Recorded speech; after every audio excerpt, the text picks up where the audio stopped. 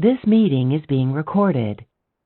For problem 19 from chapter 21, we are asked to identify suitable reactants and reagents that could be used to produce the following compounds using the what we know about aldol reactions here. So we know that two equivalents of an aldehyde or a ketone, or in some cases, a mix of ketones and aldehydes can be combined and form what we're going to see is an alpha beta a beta hydroxy ketone. So let's take a look here at compound A and see if we can kind of do a retrosynthetic analysis here. If we were to look at the beta position here, this would be our alpha position.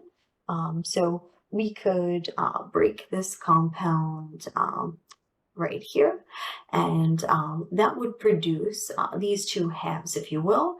And over on the left-hand side, we can see that that ketone has the enol form, and then on the other half, where the beta hydroxy component is, we have formaldehyde, which is much more electrophilic than our ketone.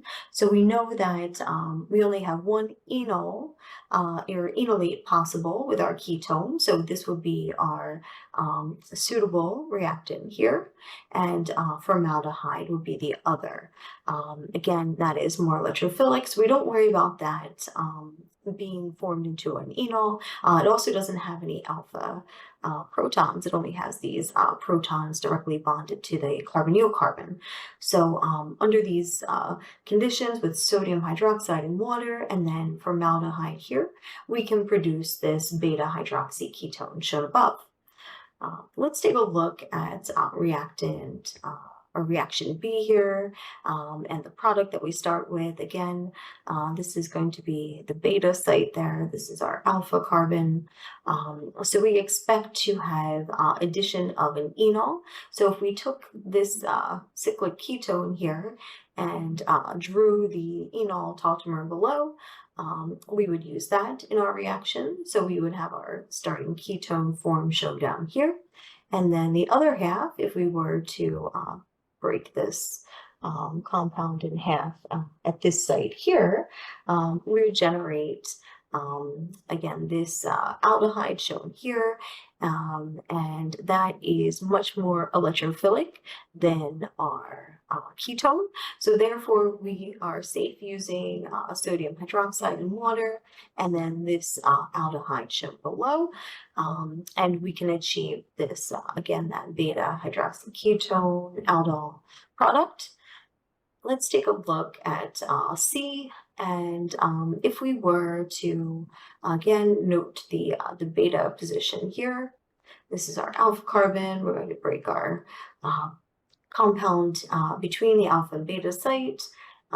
This ketone shown over here and the enol form, that or this other ketone shown here on this half, either of which could form an enol form. So we have to use this LDA, this lithium diisopropylamine in this reaction to do what's called a directed aldol reaction. So first we start with this ketone here, we add our LDA in step 1, then we would add our other ketone here to ensure that that doesn't form the enol and that remains electrophilic, and then we use an acid workup here in step 3.